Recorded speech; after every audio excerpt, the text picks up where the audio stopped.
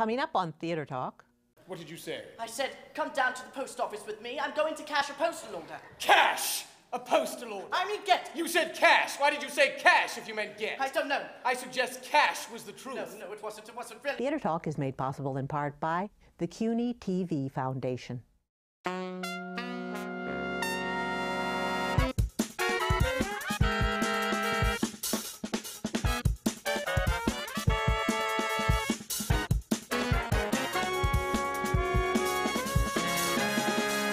Did you steal this postal order? No, Father, I didn't. Did you steal this postal order? No, Father, I didn't. From New York City, this is Theatre Talk. I'm Susan Haskins. And I'm Michael Riedel of the New York Post. Now, Susan, you know I'm a huge Terence Rattigan fan, a playwright who I think is very much undervalued here in New York, and one of his great plays is The Winslow Boy. And if any production is going to restore Terence Rattigan to his rightful place in the pantheon of great writers, it is going to be this production at the Roundabout. It is wonderful. It's really terrific. It stars a first-rate cast led by Charlotte Parry. Welcome to Theatre Talk. Thank First you. time here. Alessandro Nivola, who is giving a terrific performance in the role of the cool, calculating lawyer, although there's tumult underneath all that, I believe. Welcome to Theatre Talk. Many layers. And always happy to see our good friend, the great actor, Roger Rees as the father. Did you ever think Roger would come to you playing a father in a Terence Rattigan? No, it's grandfather's next, isn't it? I'm really playing. But the father is the father. Pivotal. It's a guy. No insult to you, the two, but he is the main character of this play, and he's the linchpin of the production. Yes, he interacts It's with like everyone no all the way, so small you follow role. him. No, it's a wonderful role, and I've seen it played many times in the repertory system in Great Britain, where it's a sort of staple of, you know, you'd agree, wouldn't you? I mean, it's done a lot, and I've seen some wonderful actors play this part, and when they offered it to me, I said, oh yes, because it's just such an affecting part. It's sort of like Rattigan's King Lear, really, in a way, because he sort of, you know, he ages and becomes to know himself much better at the end. He understands, and you know, it's wonderful. He sacrifices everything, including his life, really, ultimately, certainly his health in this play. Yes, he does. He gives everything to this idea of honour about the boy, believing that his son did not steal some money at school. Yes, for anyone who hasn't seen The Winslow Boy, the basic plot of it is that a young boy at school is accused of stealing £5 postage. 5 shillings. 5 shillings. 5 shilling, right, exactly. Whatever the hell that means. And he's expelled from school and goes home to confront his father, and his father believes his son is innocent and hires a great lawyer, played by you, to defend his son, but in so doing, takes a toll on the family, the finances, and ultimately your health. Yeah, the daughter's marriage goes My down. marriage. And your marriage as well, yeah, I forgot about That's that. right, because he's the most expensive lawyer. You know, he's the best. This man is a patriarchal Edwardian figure. In this period is 1913, so just the world is going to change with the First World War, and so he represents a kind of an absolutist sort of figure, and he changes as the world will change. Of course, you know, it's very interesting. Sort of younger people come in, different thoughts come, and really, in a way, his daughter carries on his name, not the son. You get the sense that, since it's a different time period now, that the son and honor for the son is all important. And the daughter, he doesn't realize how brilliant and how strong she is until later on in the play. She's the person who really stands by him. And she's most like him, I think. Yeah. Do you feel that way too, playing the part? Yeah, absolutely. She really is her father's daughter. Arthur is silent a lot on stage when these two have interchanges, and you can sense there's a sort of wonderful romanticism about the nature that these two people really should get together. They don't get together in the play, but you sense that sort of Arthur would like that. And you fantasize that they can get together after, even though you know they can't. Such a clever play. But well, maybe, are you thinking they could? Well, yeah, that's great. I mean, there's not no bad reason looking. why. But I was saying that to someone that even if you don't get together with the lawyer, your life is better off for not having that awful deadbeat boyfriend. I mean, you're the one. You're the one that you go, no. Even if she's a spinster for the rest of her life, a feminist poor spinster, she's better off than having married that guy. In both movie versions of the play, Rattigan changed the ending. so that it's much clearer that they do get together. The lawyer, Oh. And I'm you and sure that Charlotte? it happened because some So he gives film the studio said, Hollywood Buddy, hap- we cannot end the movie. We can't end the movie like this. With the lovers not coming together. But the way you play, I mean, of course, Rattigan was the master of the implicit, repressed sexual longing. But it is so, I rarely use this phrase, but I will. It is so hot, the interchange between the two of you, where you just admire her hat. And it is, to me, so much more erotic than, let's say, if they were, making out on the stage. From my point of view, just playing the role, I mean, I always felt from the start, reading it, that it was very important that he be driven by romance rather than by intellectual things, because I just don't think that a play can survive on, ideas alone. And more over the course of working on the play and performing the play, I've come around to just feeling that everything he does in the play is for her. Really? And, From the moment he walks into that room and notices her, he wants to show off for her? Yeah, I mean, the first scene is really a kind of a play unto itself. A wonderful scene, yeah. Where he's deciding whether or not to take the case, and it's a kind of theatrical trick, really. But from the moment that he agrees to take it on, he makes all these huge sacrifices for the sake of staying with the case for 2 years. He turns down a high government appointment. He turns down the Lord Chief Justice and the highest, position in the land, and he's clearly, when the trial is finished, and even though it's been he's won, he's devastated. Because I can see her again. Because they've had this kind of status quo now for a couple of years, where he's been able to integrate himself into this family and be around her, and just day after day keep coming around and making little jokes about her hat, which are, sexually charged, as you noticed. And now the status quo is just going to be blown to smithereens, and he's faced with having to, make some kind of vulnerable emotional. He'll have to ask her on a date. Let's hope. Well, the furthest you get is I will. How many times do you say I will see you in the house again? Yeah, he keeps trying to get her to make it a one promise. day. I was like, here's my phone number. Yeah, exactly. Roger, I want to ask you, you've seen many productions of the Winslow Boy. Or some, yeah. Memories of some of the great actors that you saw play your part, or play the lawyer?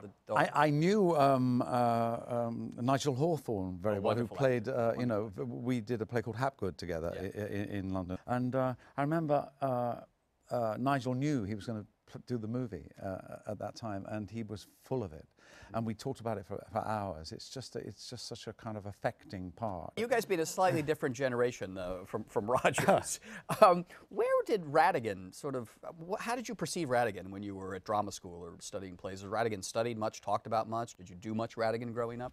We probably had very different experiences. We probably had different. Because you're English and I'm not. Is he still sort of dismissed in English drama schools? I don't think it's dismissed.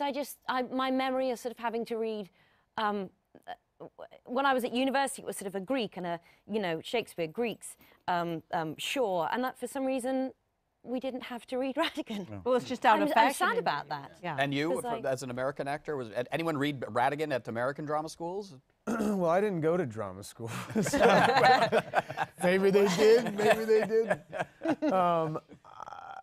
No, I mean, I really didn't come in contact with any of his plays at all growing up. I think probably the movie of the Winslow Boy was the first time I had, I mean, I'd heard the name Terence Rattigan, but I didn't know what that signified. I didn't know even that I definitely didn't know that he was a 40s playwright. I didn't know that he was writing about the Edwardian period. I didn't know that much about Edwardian England. I didn't know that much about England at all. So when I was up until, 15 years ago when I married an English girl.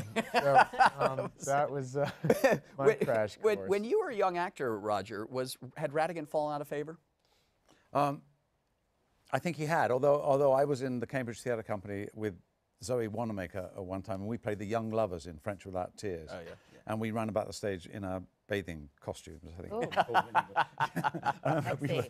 we were very, But was he very sort of, pretty. I mean, you know, when John Osborne came in with Look Back in Anger, that kind of blew all these guys away, the Somerset Maughams and the Rattigans who wrote these drawing room plays. And was he just not in favor when you were... I think there was a sort of you know, a melding of the two things. I think the anti-establishment sort of theatre of Osborne and Orton and people like that, you know, the angry young men, the loud noises, made people like Somerset Maugham and you know, Priestley and Rattigan slightly defunct, and yet you can't take away the exquisite nature of this. I don't think this is a well-made play. This is a well-written play, The Winslow Boy. I think it's exquisitely well written, you know. And they weren't doing that. They were being much more brutal. They demanded and I would say to add to their argument, the Osborneites, is that Rattigan himself made a lot of money out of French Without Tears when it was on. He was a millionaire early in his life. He was the richest playwright of his day. Yeah, and he rode around in the Rolls Royce. Yep. And you know, when he wrote The Prince and the Showgirl for Olivier and Marilyn Monroe, and you know, he had parties with Arthur Miller there at his house and things. He was really up there. He thought of himself as the guy. I don't think he was miserable at the end of his life. He went off to Hollywood, make some movies, not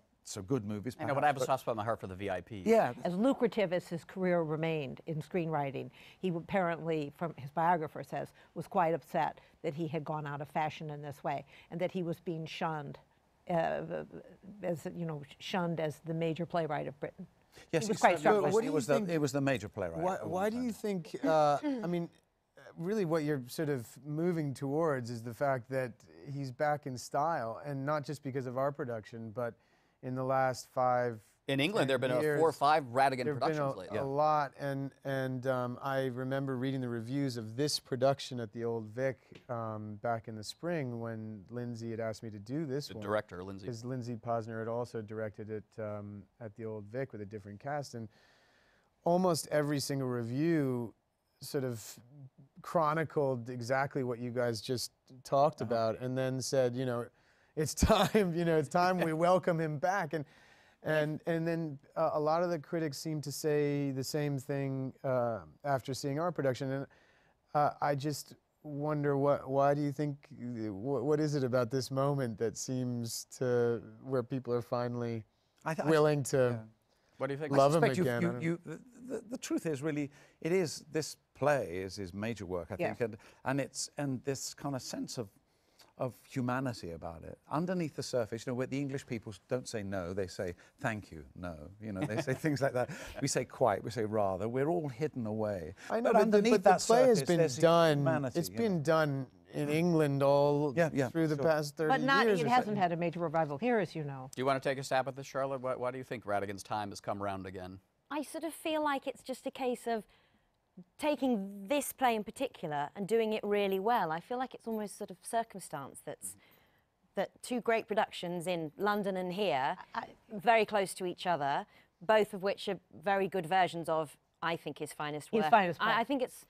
I think had this happened 10 years ago, people will probably be saying that 10 years Exactly. ago. I don't think that Rattigan's going to come back in style. I think it's, as you say, this is his most accessible and beloved play. And perhaps also, too, it's because it is about right being done. And it is about having some kind of vindication of personal morals, which in this day and age, I think we badly need to see. Here comes Goody Haskins, my No, co-host no, here. but I really Finger think, wag. again, I think it's something that audiences want right now, the satisfaction of the good guy winning. Well, let me just add, I think Rattigan is going to be back in fashion, should be back in fashion. He clearly is in London. And I think the problem has been that there was this perception that there would be these drawing room plays, beautiful curtains, nice furniture, and it was going to be stiff and boring. And it's only because people don't read the plays. There is nothing stiff or boring or unemotional about the Winslow Boy or about the Browning version. Just as I always get upset when people say, well, I don't really like Shaw because, as one critic once said, you know, he's dead from the neck down. That means you're not reading Shaw. There is tremendous passion and sexual energy in those plays, in Caesar and Cleopatra. I mean, these guys knew how to write love and romance and passion without even using the words. That's why I think these plays will always live on, and why in such a fine production they're so palpable and so exciting. Well, you are seeing the major revival of Rattigan of the 21st century, and so whether or not he comes back with a vengeance, people don't want to miss this one with these terrific actors. I want to see a Rattigan season at the Roundabout. No, you guys do I it? do not. We'll do that. Yeah. I think, yeah, wouldn't it be fun to do a suggested. Rattigan rep? You guys could do different We parts. could do it. We could do several plays on that one set. We've been, That's what we want. we've been saying that this set is perfect to have. You know, we could be doing a Shaw, a Yeah, that's right, that's Rattigan, right. You could be doing the Somerset Maugham play on that. yeah. stuff. That's I mean, right. we've With hit on a way to curtains to save the die for. Roundabout be a money. logistical nightmare. This for is the a historic Roundabout, meeting, right? One set and bring back all those great playwrights from the early 20th century. The tickets will fly out of the box I office. hope you're But listening to meanwhile, Todd you're doing Haynes. very well. The play is called The Winslow Boy by the great playwright Terence Rattigan at the Roundabout Theatre Company, American Airlines Theatre, I think. Right?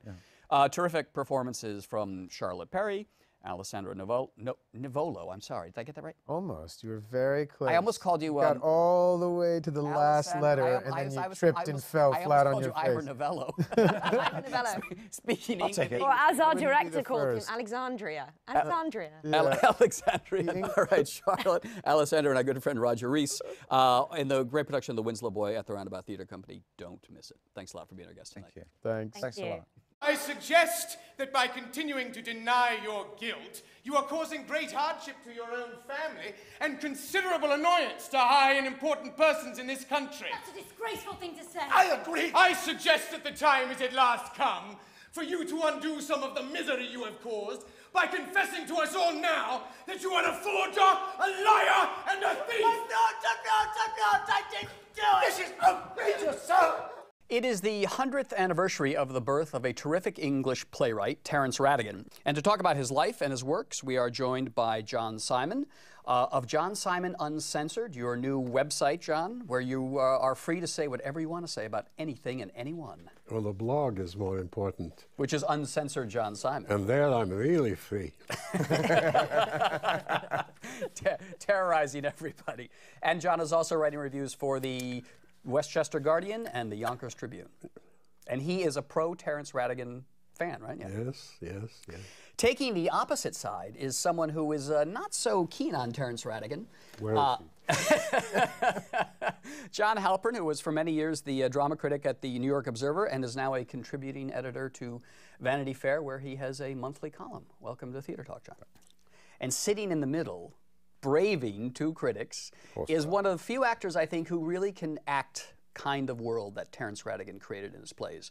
Our good friend Edward Hibbert. Welcome back to Theater Talk, Edward. Now, John, you wrote a terrific biography of John Osborne. Thank you. And John Osborne was the playwright who kind of destroyed the world of the Terence Rattigan elegant drawing room play. Do you think, Yes. do you think Osborne had to do that? Do you think those plays had really outlived their purpose at that time? Well, there's so many revivals of them in England right now. Not so, but at the time it was very necessary, really. It was a convulsive revolution, really, in British theatre, right, Edward? But Osborne and Wesker, Pinter, and on the global stage, guys like Beckett, Brecht, my goodness me, were not about cosy, middle-class, safe, bourgeois dramas. I don't know whether I'd use the word bourgeois per se about some of Rattigan's plays. I think, going back to what John was saying about the exportability of Rattigan, if you think about what his plays, I mean, he wrote some very charming, enduring comedies. And then he would go to these darker plays, such as, well, Separate Tables to a degree, Cause Célèbre, about the Alma Rattenbury murder trial, and there were others such as that. So there's a lot of English emotional reserve, which is what his territory is, and I don't think that's. I think it can be appreciated over here, but I'm not sure. I mean, a play like The Deep Blue Sea, I think that is the definition of a play which epitomizes English emotional sensibility. Very elegantly put in defense of his work, of course, and you're right. But the emotional reticence and the idea that no one could ever speak the truth, least of all about your sexually repressed life, and that this had to be disguised according to the mores of the time and also according to the audience you're appealing to. That's right. Why would that appeal to an American audience in particular, where everything is on the table? And why would it appeal to a segment, a large segment of the British population who was Osborne's world? Yeah, sure. Who were these strange people called young people, and there were strange people called working class people. Yes, and of course that's when writers like Rattigan and Coward sort of went south with the emergence of the Osbornes. They were and the Pinters. much to their own bitterness, which is very understandable, because they were made irrelevant. The reason that the taste swung over from the Rattigan, Coward, Lonsdale, Novello, whoever they were, to Osborne and that crowd is that the social situation changed. After the war, I mean, austerity set in England, and those new playwrights wrote about austerity, whereas the old playwrights wrote about Savile Row and Rolls Royces and luxurious living and cigarette holders, and naturally, if the society changes, the plays will change too. I want to ask you though, John, do you disagree when John Heilpern says there was this cozy bourgeoisness to it? Because I get a sense from those plays that he's kind of undermining that cozy. Of course he was. I mean, one of his most famous saying is, the vice anglais is not flagellation and not pederasty or pederasty. It is emotional coldness, emotional withholding, emotional reticence. And obviously he was writing about it, but not in favor of it, but in condemnation of it. Yes, that's a very nice revisionist approach to what he was really doing. But he wasn't, because he invented, as his audience, as you will remember, Edward, the ideal audience member he christened Aunt Edna. That's right. Right? No, that wasn't the ideal. That was the typical. It was his ideal audience, John, in 1952, and I'll quote it for you because I brought it along just in case you argued with me. Right? And it's the introduction to his own selected plays. Yes, I know. And his perfect audience, who he nicknamed Aunt Edna, quote, didn't possess much knowledge or discernment. She is, and I quote, in short, a hopeless lowbrow. Please note that, John. Yeah. Adding that the dramatist who displeased her is, quote, utterly lost. Right. That's who is appealing to, and that's who the Osborne generation killed. And you don't they meant to kill him, even though Osborne liked his plays. John overlooks the irony in Rattigan when he writes those things. He's making fun of Aunt Edna. The twinkle in his eye, which somehow does not twinkle for John. Well, I wasn't there at the time, John, so I don't know. How about the twinkle of this in his eye, which is another statement which I brought along, John, just in case, that he made in the New Statesman, 1950, right? I don't think ideas, per se, social, political, or moral, have a very important place in the theatre.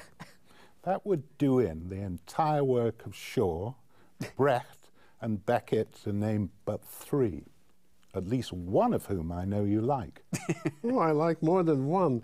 Well, he said he concentrated on character. What he was interested in was not ideas, but character. But if you concentrate on character, sympathetically enough, deeply enough, understandingly enough, out come ideas, because people stand for things. Since we don't see the plays a lot, there are some movies of Rattigan's, and I'm curious to know, Edward, is there a movie of his that you're fond of that you would recommend? I'm very fond of, and I must just make this clear, the original film version of the Browning version with Michael Redgrave. I find it riveting that of all writers, David Mamet should have taken on the Winslow Boy, which he and done his own adaptation of it. If you think about what bipolar, Mamet to Rattigan, that's good. Separate Tables movie, it's all right. John, do you have anything you can recommend of Rattigan's? I know you're not exactly a fan. Absolutely, for sure. The VIPs. Oh, yes, a wonderful movie. Burton, AMC Taylor, all the time. Margaret Rutherford, who else? Maggie Smith. Maggie Smith. Yeah. Wonderful rainy day afternoon. movie, soap opera really, of the other one is The Winslow Boy. It's a super film. And if you want to know a cultural difference with America, it's Mamet's ruination of the film, surely. Who had no idea what understatement is. Why would he? Why would he know what emotional repression is? Who's in the original, by the way, Winslow Boy, the movie? Robert Donat. It is Robert Donat. Robert Donat. Yeah, it's wonderful. I was just going to say how wonderful it is to have in the Winslow Boy a father fighting for his young son's honor, saying that the boy didn't filch money. That's consider that with today's standards. It's about justice. About justice. The price of justice. Yes. And it's clarion call that right must be done. Well, you can agree with that. I am. Well, I'm delighted, though, that Rattigan all these years still provokes debate. Why not? Gentlemen, thank you very much for being our guests tonight on Theater Talk. Thanks. Appreciate it. You can sign up for viewer updates at theatertalk.org. Or you can follow us on Twitter. Our thanks to the Friends of Theater Talk for their significant contribution to this production. Theater Talk is made possible in part by the Frederick Loewe Foundation, the Eleanor Naylor Dana Charitable Trust, the Corey and Bob Donnelly Charitable Fund, the Noel Coward Foundation, Carrie J. Fries, the Dorothy Strelson Foundation, the New York City Department of Cultural Affairs, and the New York State Council on the Arts, a state agency.